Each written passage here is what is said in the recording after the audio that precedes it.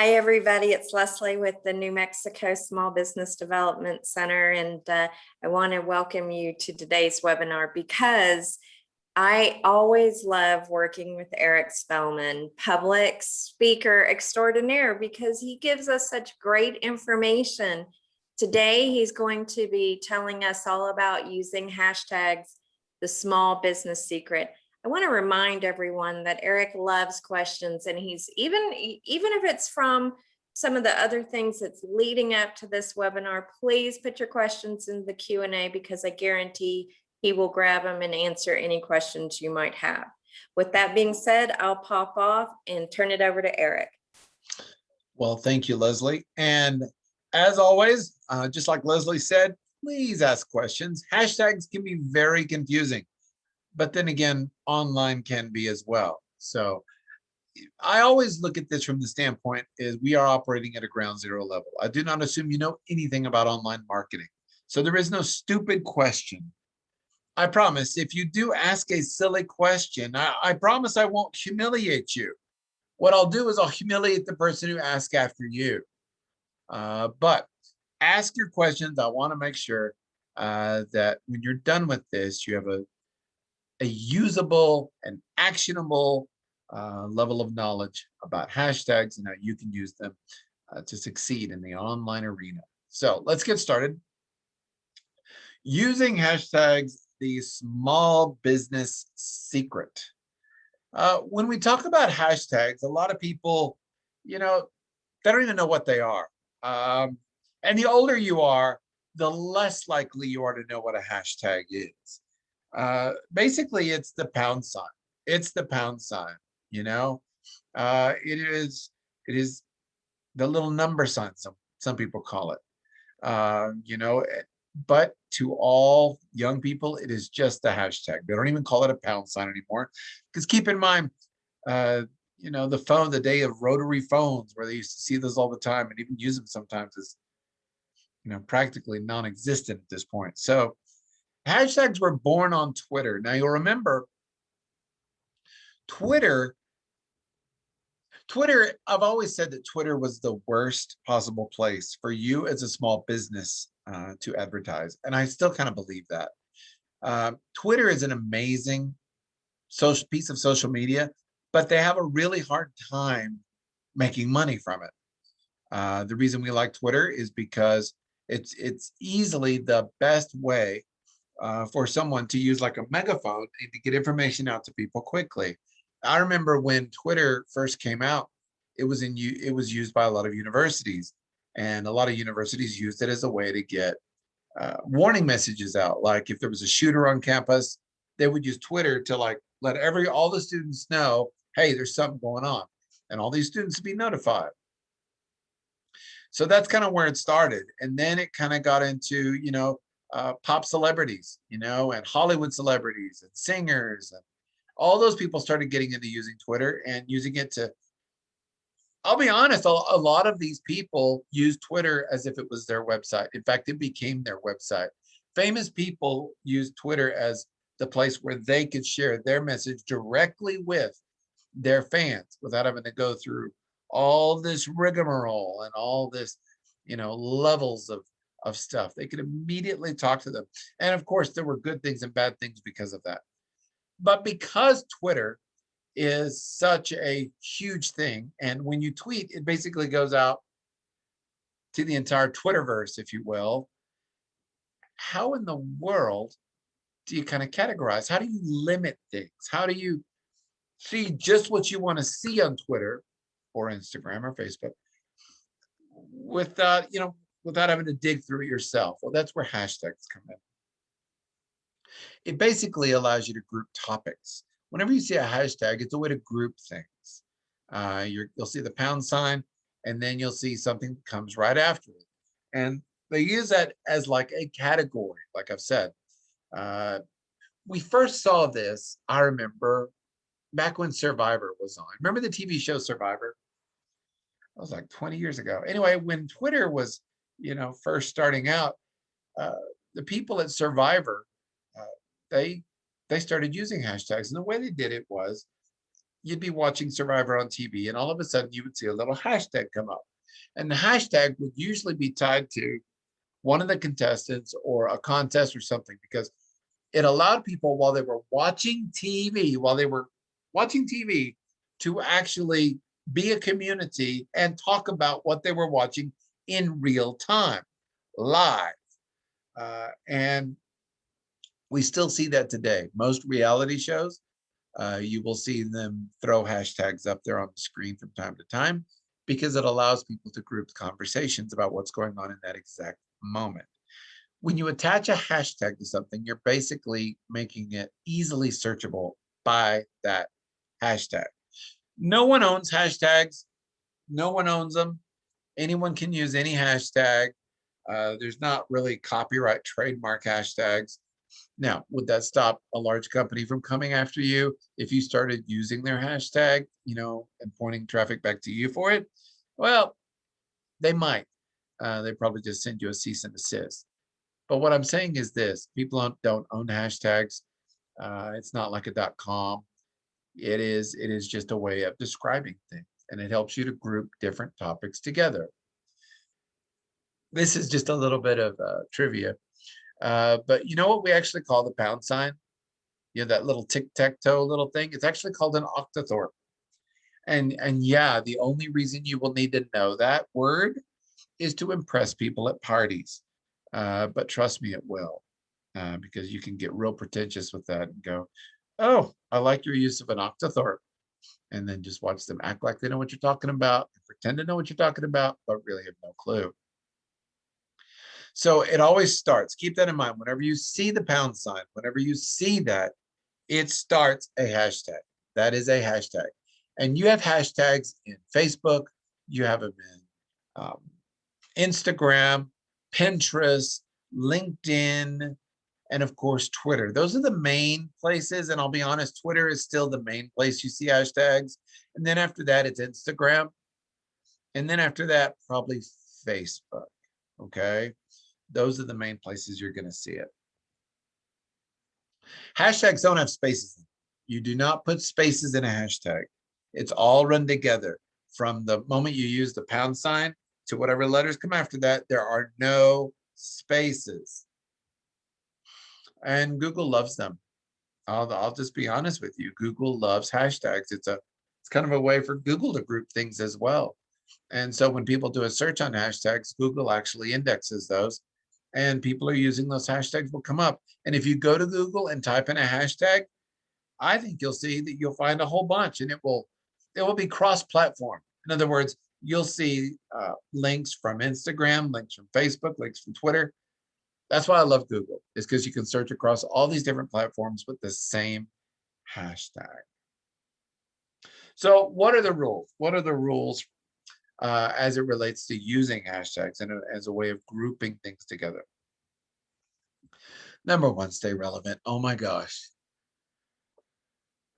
If you're going to use hashtags, you have to stay relevant. You have to stay on topic. You have to stay connected to your brand. Remember, this is all about branding. When you want to brand your company with something, you've got to keep it consistent. I can't tell you how many times I have seen companies use a hashtag that had nothing to do with them, simply because they were hoping to ride on the coattails of that hashtag. Always make sure that any hashtag you create or jump on from someone else is relevant to what your post is. And always add context. Never just make a post that has hashtags in it. That's stupid, okay? I usually tell people, in Twitter, the recommendation is that you have no more than maybe two maybe hashtags per post. Instagram, you'll see a lot more. And I see a lot of people put 5, 6, 7, even 10 hashtags. But the context that you add really should be in the message itself, not the hashtags. Don't overuse them. Don't overuse hashtags, because then they lose all their meaning. Stay consistent. But some hashtags, as you will see in a minute, are kind of time sensitive.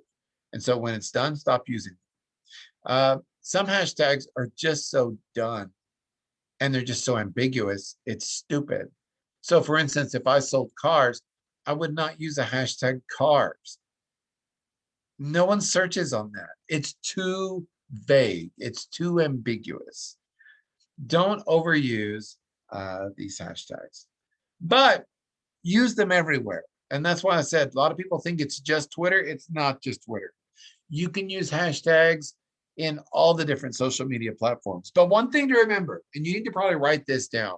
I'll remind you at the very, very end of all of this. But in order for hashtags to really work, it's got to be on public posts. Now, Twitter already is a public post. I can see anything on Twitter by anybody, but Facebook is not so. So my point is this: if you are on your personal account and you put a hashtag in there, and you make your post to where it only goes to your friends, then guess what? The only people who can search on that hashtag are what? Your friends. So keep in mind that on Facebook, if you're going to start using hashtags, you need to make those posts that you make public to where anyone on planet Earth can see them, because that's the whole point. Okay. It's probably one of the biggest mistakes I ever made when I first started out with hashtags is my personal Facebook account. I was doing hashtags, but only my friends could see it. So I was getting no traction whatsoever. So make sure that all of your posts in Facebook that have hashtags are public and use them everywhere. Also, used mixed case. Now, what I mean by that is, with hashtags, you can have uppercase and lowercase.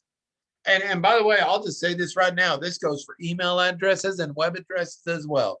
Always use the mixed case because it makes them easier to read. See, when you type something all in lowercase, or even worse, you type it all in uppercase, all the letters have the same elevation. And so your eyes have to work harder to differentiate the letters. Whereas if you use mixed case, a combination of upper and lowercase, your eyes can more easily parse apart the pieces and read them. It makes it more readable. Your eyes can grab it easier, and there's less likely to be a spelling mistake. So hear me. If on your business card, you have your web address or your email address, and it's all in uppercase or all in lowercase, change it. Like my email address, eric@ericspellmann.com. My .com has two words in it, Eric and Spellman. So I capitalize the E and I capitalize the S, and all the other letters are lowercase. It doesn't make a difference when you type it in because web browsers don't care. Uppercase, lowercase, it doesn't matter. Yeah, good example, Brian.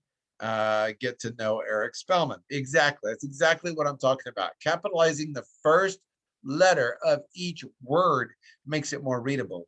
And really, the only time we do this is when you're actually printing it, like on a business card or on a banner or something like that. Make it easy to read. Always use mixed case because, once again, case doesn't matter. Uppercase, lowercase does not matter to the system. It's mainly matters from a readability standpoint. Start with your brand. Okay. A lot of people, they will, they'll try to hashtag a lot of other things, but they forget their own brand. And so I recommend that when you start using hashtags, one of the first ones you come up with is hashtag your company, whatever your company name is, because it makes it, believe it or not, a lot of people don't know this, it makes it more searchable from Google. It really does. It actually aids you a little bit in SEO, search engine optimization. So whenever you do a post, always do a hashtag at the end of that post, hashtag, and then whatever your company is, and start being consistent with that. Because like I said, it makes it easy for people to connect dots across multiple platforms. The same hashtag in Facebook, same hashtag in Twitter, same hashtag in Instagram. It allows me to kind of pull all your stuff together and make you easy to find. Okay. Strategy number one. Now that we understand what hashtags are, strategy number one, hijack a topic. You need to research trending hashtags, and the easiest way to do that is to actually go to Twitter, and it'll just show you. Jennifer asked a question. What about in YouTube? Yes, YouTube does use hashtags as well. And since they're all public, definitely use them in YouTube as well. I can't believe I didn't throw that out there as one of the social medias, but definitely use it in YouTube. It makes you so much easier to find. And like I said, Google really likes it. Okay. And when you look up hashtags, I want you not only to see what the trending hashtags are, because when you go to Twitter, and you can see kind of what's trending, you can see kind of what's ranking in the trends. You need to understand the context behind those hashtags. You don't want to connect to a hashtag simply because it's number one. It could be something controversial. It could be something inappropriate. And you don't necessarily want to link your branding to that without knowing what it is about. Okay. So research trending ones to see what's popular, but only choose ones that are relevant to you. And like I said, even go look at some people's postings about that to make sure that whatever group you're now being mixed with still represents the level of professionalism or what you're trying to do. Be subtle. When I say be subtle, do not try to glom onto a hashtag and then like really overuse it. Don't just pick a hashtag because it's trending. Be very, very subtle with your hashtags. The message itself, what you're trying to say in the message is the most important part. The hashtag is just a way to find it. Now, some people use hashtags just for comedy. I do that every once in a while. Like I may post a picture or a video of me, hitting my finger with a hammer accidentally while doing a nail. And I'm going, that hurt. And so the hashtag might be, I would have said, oh, I hate when this happens, and hashtag need to learn to use a hammer or something like that, where no one's actually going to look up need to learn to use a hammer as a hashtag. It's simply a way of being funny. Okay. So be subtle. Here's a good example. If you had a message like this, get a great deal at Eric's Used Cars, hashtag kick cancer. Now, kick cancer is a very popular hashtag, but as you can see, it has nothing to do with what I posted. In other words, if I had a used car place, someone reading this would go, that's just spammy. That's what they call it. It's spammy. It's hashtag spam. It's someone trying to glom onto a hashtag to, ride the coattails of that hashtag, even though it has nothing to do with what I'm doing. I'm just trying to sell cars. So that is a bad way of doing it. A good way might be this. Eric's Used Cars supports hashtag helping hands, hashtag join us. You see what I'm saying?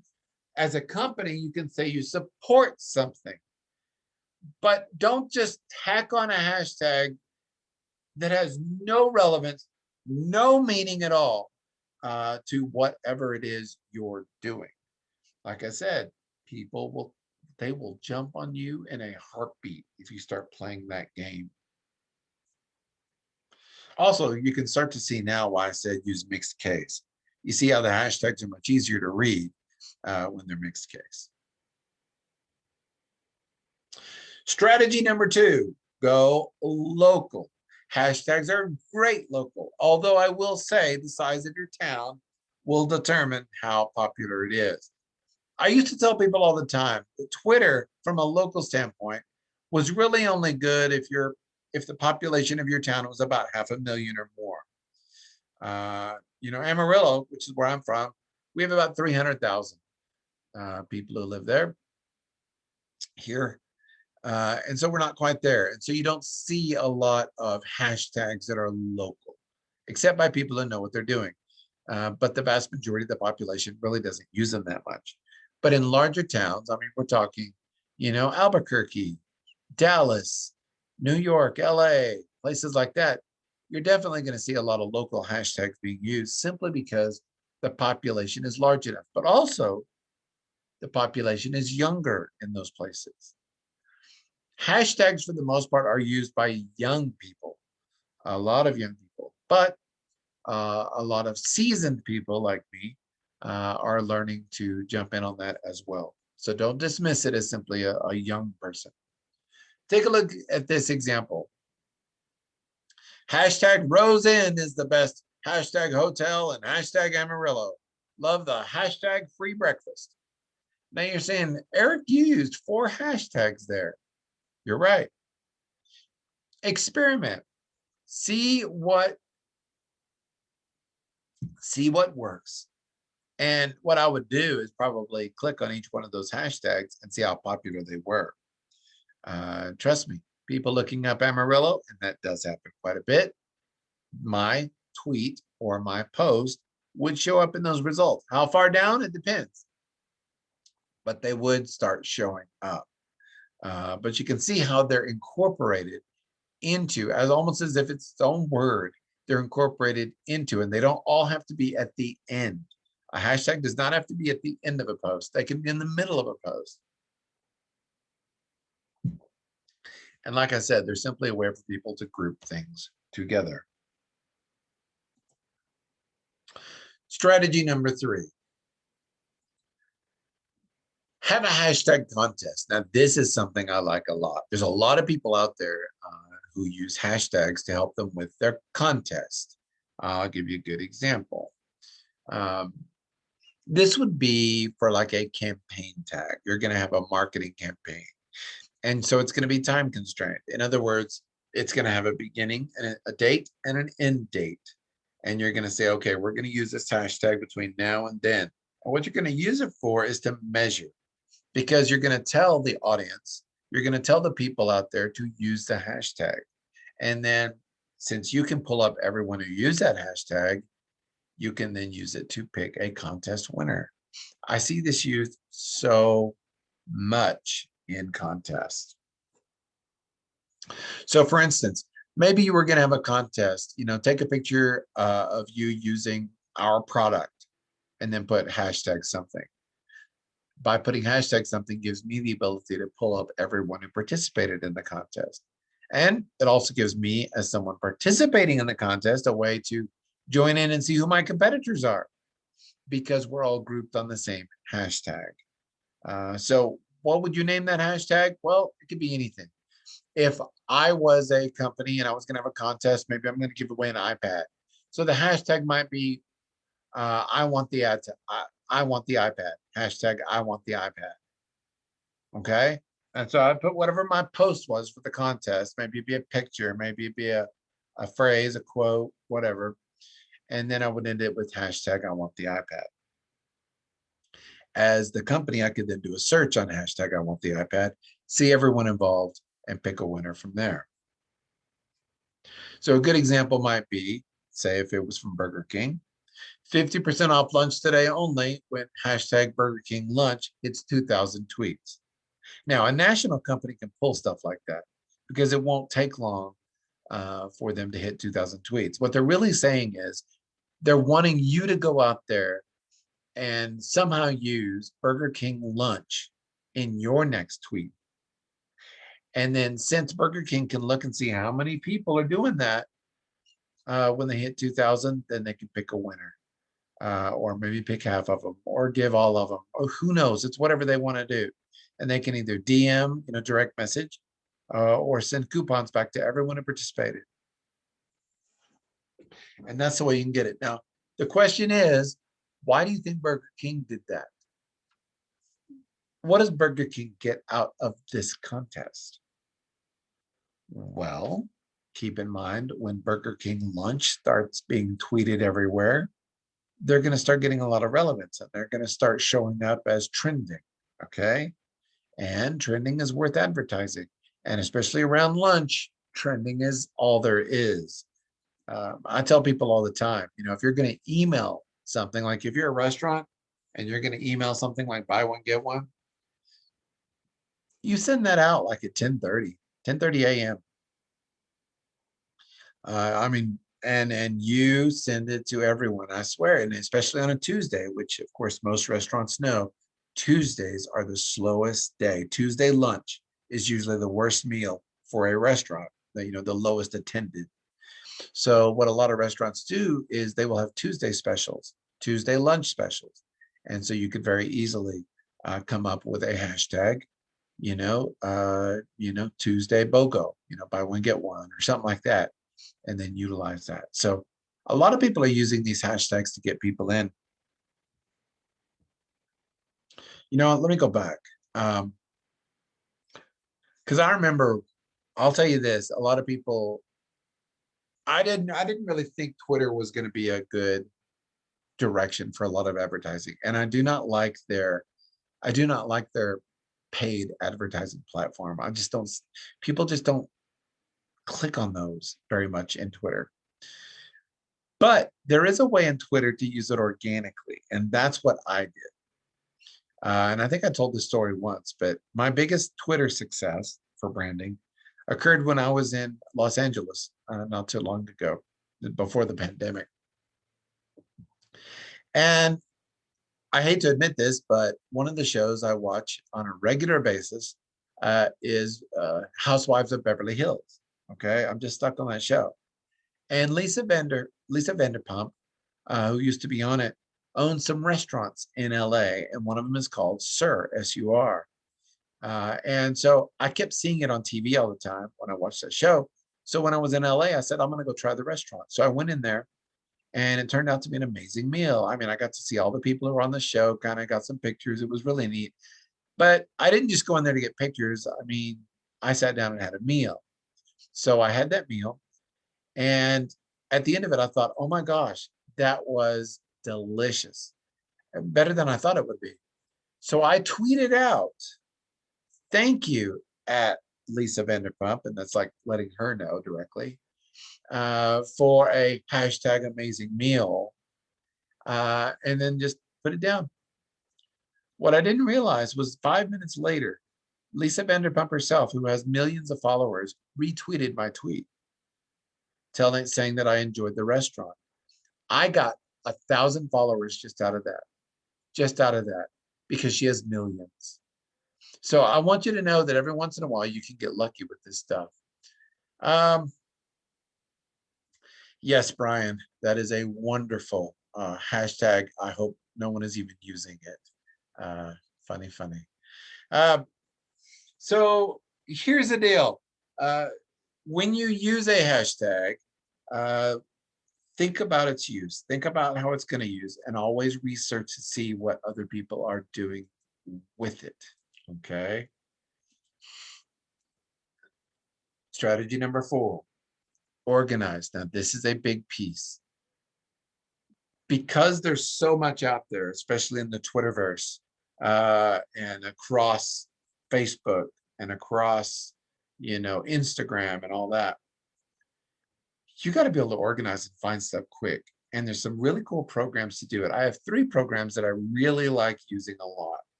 The first one is TweetDeck. TweetDeck basically allows you to run multiple accounts, social media accounts, but also it tracks tweets, and it also helps you find trending hashtags. These are not free, but they do have free versions you can try. Hootsuite is the big one everyone knows about, and it's still out there and it still runs great. I still like using Hootsuite. And then, of course, Sprout Social. All you have to do is put .com on the end of each one of these, and you can kind of see what they do. The main thing all of these do is mainly allow you to organize. Like if you ever wanted to schedule a post, maybe go out at midnight, well, they allow you to schedule it. Go ahead and create the post, get it all set to do, and then TweetDeck, Hootsuite, or Sprout Social will automatically post it at the right time. I know a lot of people who use Twitter and a lot of these so much. They do that, and they do it for their international audiences who are going to be awake at certain times. So when they want to hit those international audiences, they'll simply schedule the post to go at 2 a.m. their time or whatever. So you see that quite a bit. I like Hootsuite a lot simply because it's been around the longest. And so in my opinion, it has the most features. Sprout Social is a little cheaper, and they're kind of more a little cutting edge. Sprout Social tries some new things that you don't see in the other two. TweetDeck is kind of just all reliable. And I've used that a little, but right now I'm primarily using Hootsuite. But those are the three I recommend if you really want to get deep into this. Community tags. Community tags are where you're trying to create a community. Remember when I told you how hashtags got started, you know, being used, you know, everyone, when the internet was becoming very popular and people and smartphones were becoming very popular, the people who made TV shows quickly realized that people watching TV, it was no longer a single screen experience. In other words, they now call it the two-screen experience. And that's because they discovered that most people who now watch TV, like sitting in their living rooms watching TV, most people will actually be watching two screens. They will have their phone in their lap, and they'll either be playing a game while they're watching TV or doing something on their phone while they're watching TV. And especially when the commercials come on TV, they'll switch to their phone. Watching TV is now a two-screen experience. And that's why the people at Big Brother, Survivor, you know, The Amazing Race, you know, The Mask, all those, that's why they use hashtags so much, is because they know it's a two-screen experience. They know you have your phone in your lap, and they want you to go to Twitter or to go to Instagram and do a search on those hashtags. Because when you do a search on those, that's when you pull up all the conversations of everyone talking about what you're talking about. And that's where you can discuss it in real time. And people really get into that. And that's kind of what a community tag is. It's a tag that you create to create that community. It may only last a certain amount of time, or it may last a long time. It can help you track product usage. Like if you sell, you know, forget TV for a second. If you sell a product, you could create a community tag for that. You know, like if I sold used cars, then it might be fan of Eric's used cars, hashtag fan of Eric's used cars. And so that would be the community tag. It's kind of long, but that might be it. And I can then easily do a search and kind of find what people are saying about me, find all the different people that are talking about me, if you will. A good example is my Nike. Nike did this not too long ago, where they had they told people that when they bought their new shoes to post a picture of them with hashtag my Nike, and that was a way for Nike to go back and find, kind of see all of these different. Now, Nike even used this as a contest as well to do it. So simply putting my in front of it and whatever the product is an easy way to do this. I want you to notice also what Nike did well, and that's they made a short hashtag. Short hashtags are easy to spell. Long hashtags are hard to remember. Strategy number 6, spy on your competitors. Now, you remember not so long ago, I talked about how you could spy on your competitors using some other free and sneaky yet legal ways. This is another one. You can use hashtags to spy on your competitors. Step 1, go to your competitor's social media account. Go find out what hashtags they're using. And then search on them. Remember, this is all public. You're not breaking into their stuff. You're not hacking into their stuff. You're just looking at public information. I remember one time, one of my competitors in the online marketing arena, they used a hashtag and they asked all their different clients to use it in a post. So keep in mind, this is my competitor. So what I did was I searched on that hashtag, found all of my competitors' customers, and that gave me some helpful information. So realize that you can do some pretty cool stuff, okay? You can also see what products are really pushing at this point. And more importantly, you can see whether people are even interested. It's a fascinating way to watch your competitors. Now, keep in mind, they can watch you as well. Most don't know to do that because they're not listening to me right now. But just realize that a lot of people are going to be looking up hashtags, and you ought to be looking them up, but not just on you and not just on your industry, but on your competitors to see what they're doing and including their names. I found some very interesting things out about some of my competitors simply by typing in hashtag and my competitor's name. I found some stuff out on Instagram that I never would have found had I not done. Monitor it regularly. And with programs like Hootsuite, TweetDeck, Sprout Social, you can go in there and put hashtags in there and it'll remember them and it'll always show you the latest tweets from those hashtags. So like I said, you can monitor them regularly. And like I said, I use it to find my competitors' customers. Not that I'm going to go start calling them up. Yes, I will.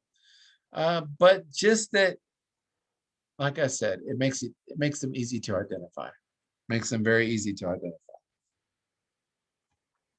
Now, there's a lot of things to remember with hashtags, and I mean a lot of things to remember with hashtags. Number one, they only work on public posts. Now, technically, if I do it on Facebook and I make a post that only goes to my friends, then yes, if one of my friends does a search on that hashtag, they will find it, but no one outside of that. And so that's why I say when you do post, make them public. If there's going to be hashtags in them, make sure your posts are public for the general public to see and to find. That is the only way that is going to get done. Always, always, always research your hashtags first. I remember hearing some horror stories from some of my customers, before they came to me, of course, who said that, yeah, they went after a hashtag and the owner thought it was just a cool thing to do. And he didn't realize what the hashtag meant. And it created a huge amount of blowback. And it was controversial. And the owner did not realize that. And I'll be honest, not only was it controversial, it was racial. And I won't give you the name or anything, but just realize it hurt that company simply because no one researched the hashtag and made sure that it was something they want to associate their company with. With hashtags, you got to be consistent. Never stop using them. Remember, a hashtag is your way to permanently categorize whatever it is you're hashtagging, so that from now till the end of time, people can easily find what you're doing. And especially on YouTube, I'll just be honest, especially on YouTube, it's an easy way to find certain videos is by using hashtags. And so if you start utilizing these hashtags the first time you do a video in YouTube and you keep using them throughout, then people can very easily find what they want without having to do any complicated searches in YouTube itself.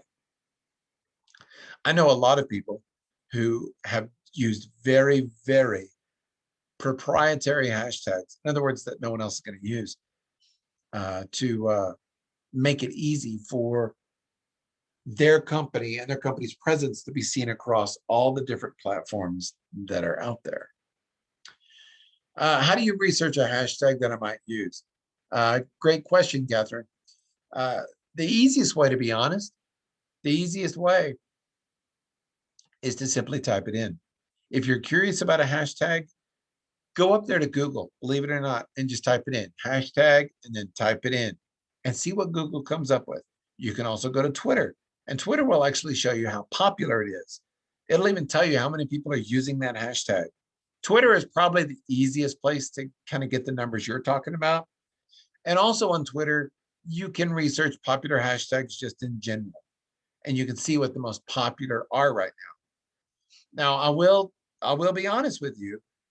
When I go to Twitter and look at like the trending hashtags, sometimes I don't get it. Some of them are very, tied to the US, and I get why they're there. But then some are like weird. And when I go look at them, I realize it's totally overseas. I swear the FIFA Cup, soccer or football, whatever you want to call it, those always own all the hashtags. Not here in the United States. but overseas. So if you don't get a certain hashtag, click on it. On Twitter, when you're looking at the trending hashtags, click on it, see what people are talking about. It can kind of be a fun little exploration. Okay, let's see. And measure. Measure. They usually say that when you use a hashtag in a post, you can get anywhere from 20 to 50% more engagement. And what I mean by that is more people will see it because they were able to find it easier. You may think no one is searching on hashtags, but they are. And good internet researchers and people who know how to use the internet, they use searchable hashtags. And I promise when you start doing this, you're going to see a difference. And you're going to see how people use those hashtags. So remember, what are the rules? Keep them short, keep them consistent. Don't make them vague, like hashtag cars. Make them very, very, very specific. Use them in the post, make it a part of the post. And once again, it is okay to use hashtags just to be funny. Okay. And I've done that a few times. Okay. Well, this one finished a tiny bit sooner, but it's going to leave more time for questions, especially on anything that we've talked about up until now. Questions on hashtags and what they could be used for. Remember, the sole purpose of a hashtag is what? It is to categorize. Because remember, Twitter, every tweet done by everybody is full public. Anyone can go see it. I don't have to follow you to see any of your tweets. Okay. I can now Instagram, you can have private accounts where only people who follow you can see what you do. Facebook, same thing, but not Twitter. Twitter is full public. And so anyone who tweets, that tweet can be seen by anybody. And so hashtags really come in handy for that. Okay. We have someone that raised their hand. Would you like them to? Yeah, just either ask? put it in chat or ask away. Or... I'm going to allow Brian to talk and see if he's got a question to ask Eric. So, Brian? Hi, Eric. Nice hashtag earlier, by the way. Well, you see, I'm very skilled at hashtagging. Obviously, and you used uppercase and lowercase correctly, so I'm very proud of you. Well, I'm good with grammar. I'm just not very good with hashtagging. So, I guess my question is this: I get how to do the hashtags and sort of why to do the hashtags. I guess where I'm still not really comfortable in terms of advising clients would be how the public, how customers are really using hashtags, and how, let's say that it was free lunch or whatever, that how would a customer really use it, and is it possible for you to maybe do a live demo as though you were a customer looking for something to benefit and like find and use a hashtag and benefit from it? Well, I can, but the way customers are going to use it, customers use hashtags one of two ways. That's a great question. Customers use hashtags one of two ways. Either A, they'll be in social media and they'll see a post. And you'll notice that in most social media platforms, the hashtags are links. They get turned into links. And so if you're in Instagram or Twitter or anywhere like that, and you click on the hashtag, it will then show you everyone who is a part of that hashtag. So that's one way customers will do it. It's not that they go in and type a hashtag, like they're wondering if anyone's using it. No, it's not how it works. They either click on one they see in a post and they go, oh, I'd like to see all the people talking about that. So they'll click on it. And that's one way you're going to get it. The second way is just in a normal search, because what a lot of people don't realize is that when they go to Google and just do a search, hashtags actually get a little bit of a boost, because you're basically telling Google sees hashtags and it realizes, oh, that is something that people might search on. And so if I really want my social media found in Google, hear that, because a lot of people think Google just looks at websites. If I really want my social media to be searchable in Google and to start coming up for stuff, I'll use hashtags. And I know a lot of clients who of mine who started using hashtags, and all of a sudden they weren't showing up for anything in Google. And then all of a sudden their social media started showing up in Google based on those hashtags. And people weren't typing in the hashtags to search. They were just typing in the words, but Google was attributing that to the hashtag. People don't have to search on the exact hashtag. They can just do a normal search with words. And if there's a hashtag out there that matches it, Google will serve it up. So like I said, that's the easiest way. Look at any post on Twitter, look at any post on Instagram, and their hashtags are clickable. Click on it, and it is so easy. I think you'll see what I'm talking about. Other questions? Well, let me ask you this. Do you have to, what if you have something that's super, maybe not like Valentine's Day? Everyone's gonna put Valentine's Day. Should you make it more specific to what you got going on, or should you just go with what everyone else is doing? It depends. Like I said, when you do your research, see how popular the hashtag is to begin with. If people are searching on it on a regular basis, then go for it, but only if it's relevant to what you're doing. Now, with Valentine's Day, I might go one of two ways. The word happy Valentine's Day, that hashtag might be very, very popular. And so I might utilize that in some sort of Valentine's Day post. And yes, you will. If you start using hashtags like that, you will see more people making it to social media. But I might also co-opt Valentine's Day and do something, like remember Eric's used cars?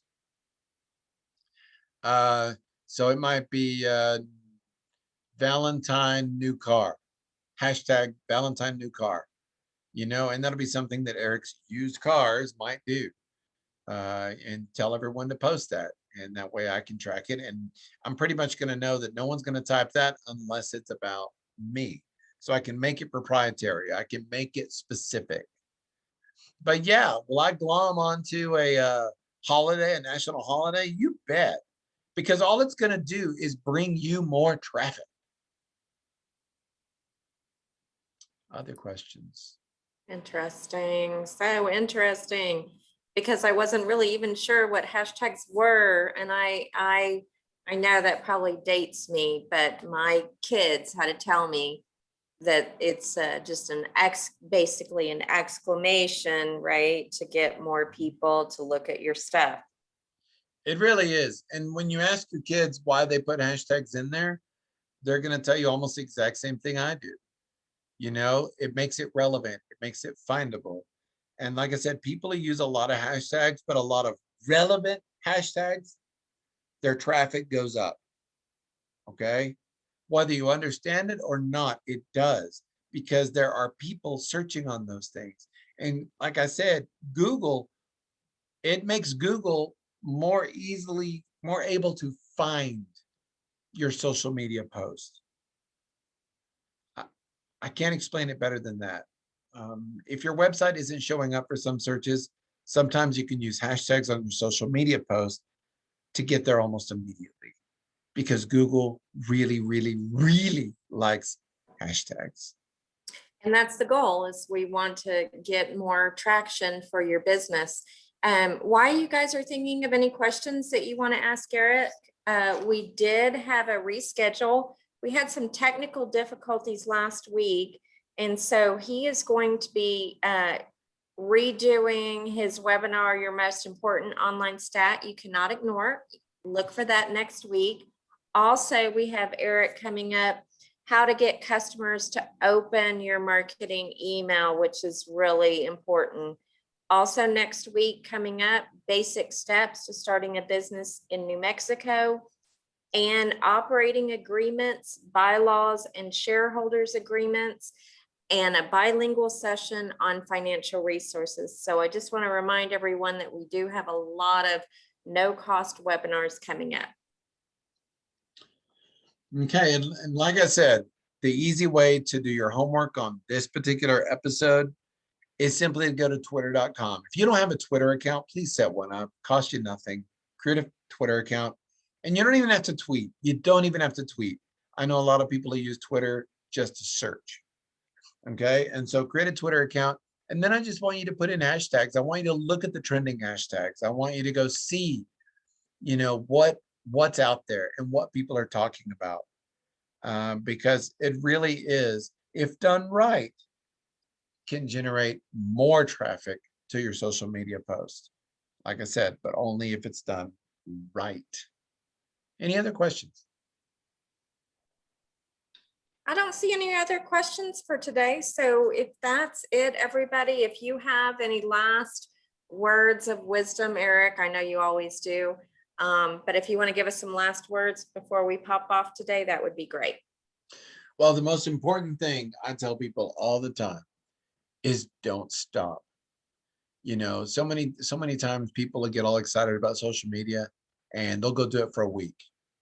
And they might even see some results. And then they just stop. They say, I don't have time to do this. Then they stop and they get nowhere. Let me just tell you this right now. You're not going to see a lot of positive, like truly profitable social media posts until you get to around 1,000 followers. Okay. So if you're on Facebook and you only have maybe on your business page, you only have maybe 200 likes. Whenever you post something, you got to remember, especially on Facebook, it's not going out to all 200 of those people. It's only going out to maybe 1/5 of those.